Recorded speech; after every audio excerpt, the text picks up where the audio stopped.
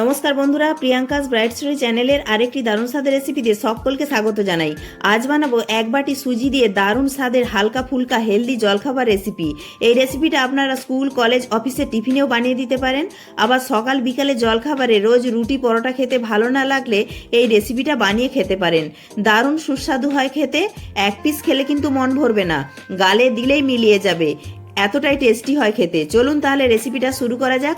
তার আগে বরাবরের মতো লাইক, শেয়ার, কমেন্ট ও সাবস্ক্রাইব করে পাশে থাকার অনুরোধ রইল। এই রেসিপিটি বানানোর জন্য আমি এখানে এক বাটি সুজি নিয়েছি, অর্থাৎ 200 গ্রাম সুজি। এবার একটি মিক্সিং জারের মধ্যে দিয়ে দিচ্ছি। আর যে বাটি মাপ করে এক বাটি সুজি নিয়েছিলাম সেই বাটিরই এক বাটি দিয়ে দিচ্ছি জল, আর দিচ্ছি 4 চামচ টক দই।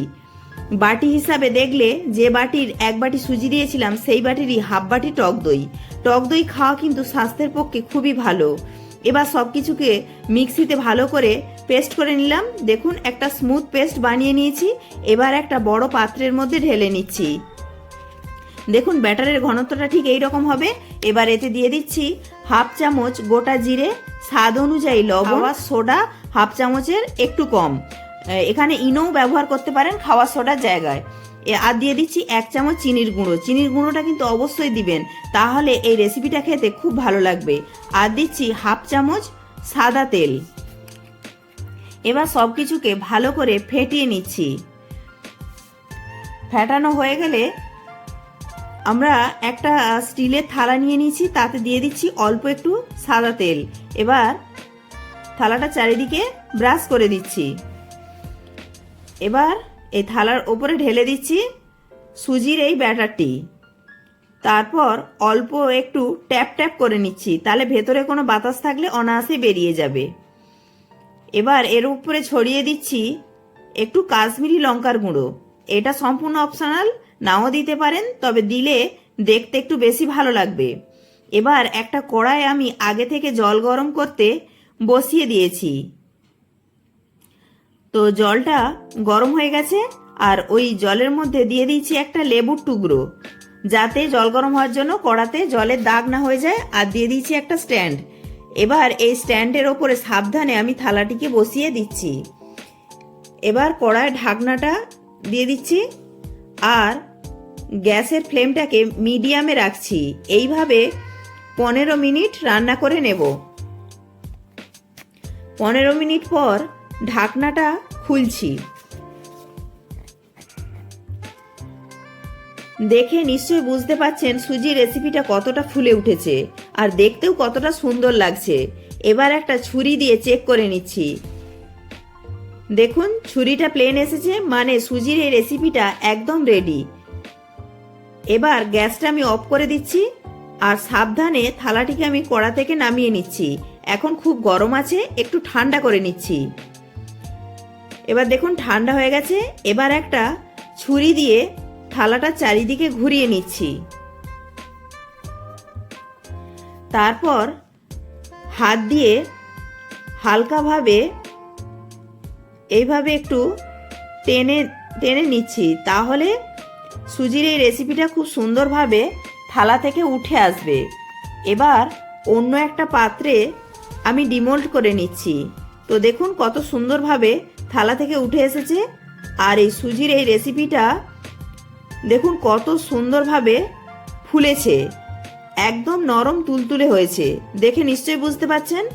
আর এই রেসিপিটা যেহেতু সুজি টক দই দেওয়া আছে, তাই রেসিপিটা কিন্তু খুবই হেলদি। এবার এটা আমি ছুরি দিয়ে পিস পিস করে কেটে নিচ্ছি। আজকে আমি ট্যাঙ্গুলার শেপের করে কেটে নিচ্ছি।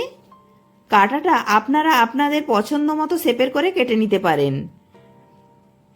এটাকে স্কোয়ার শেপের করে কেটে নিলেও তাও দেখতে বেশ ভালো লাগবে। রোজ রোজ রুটি, পরোটা, ভাত খেতে ইচ্ছে না করলে এক বাটি সুজি ও টক দই দিয়ে অনায়াসে এই রেসিপিটি বানিয়ে খেতে পারেন। দারুণ টেস্টি হয় খেতে, যা ছোট থেকে বড় সবাই ভালোবেসে খেয়ে নেবে। ভিডিওটি ভালো লাগলে, চ্যানেলে নতুন বন্ধু হয়ে থাকলে চ্যানেলটি সাবস্ক্রাইব করে পাশে থাকা বেল আইকনটি প্রেস করে দেওয়ার অনুরোধ রইল।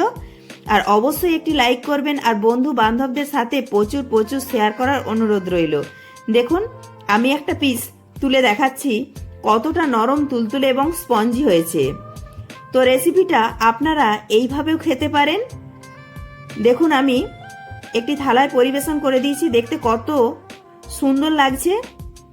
আবার এই রেসিপিটাকে আর একটু মুখরোচক করার জন্য আমি একটা ফ্রাই প্যানেতে 1 চামচ মতো সাদা তেল দিয়েছি, দিয়ে ফ্রাই প্যানটা চারিদিকে ভালো করে বুলিয়ে নিচ্ছি।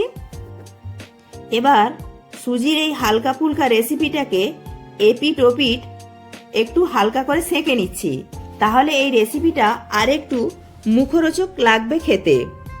আমি অল্প 1 চামচ সাদা তেল দিয়ে এপিট ওপিট সেঁকে নিচ্ছি, আপনারা চাইলে অল্প একটু ঘি দিয়েও সেঁকে নিতে পারেন।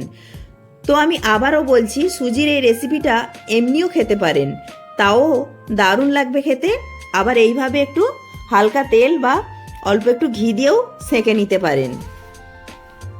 তো ভিডিওটি ভালো লাগলে কমেন্টে অবশ্যই জানাতে ভুলবেন না রেসিপিটা আপনাদের কেমন লাগলো। তো সবগুলোই আমি হালকা করে এপিটোপিট সেঁকে নিয়েছি। তো এই রকম ভাবে সুজির বদলে আপনারা চাল ভিজিয়ে রেখেও সেটাকে পেস্ট করে একই রকম ভাবে বানিয়ে নিতে পারেন। সেই রেসিপিটাও আমার চ্যানেলে দেয়া আছে, এখনো না দেখে থাকলে আমি ডেসক্রিপশন বক্সে লিঙ্কটা দিয়ে দেবো, একবার চেক করে নেবেন। এবার একটা পাত্রে আমি পরিবেশন করে দিচ্ছি। আজকে আমি টমেটো সসের সাথে পরিবেশন করছি, আপনারা চাইলে নারকেলের চাটনির সাথেও পরিবেশন করতে পারেন। আবার এই রেসিপিটা এমনিও দারুণ লাগে খেতে। আমার ছেলে তো বলল, মা এমনিই দারুণ লাগছে খেতে।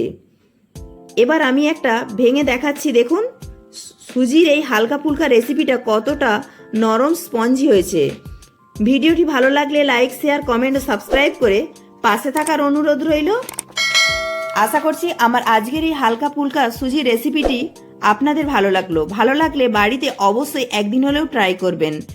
প্রত্যেকে ভালো থাকবেন, সুস্থ থাকবেন।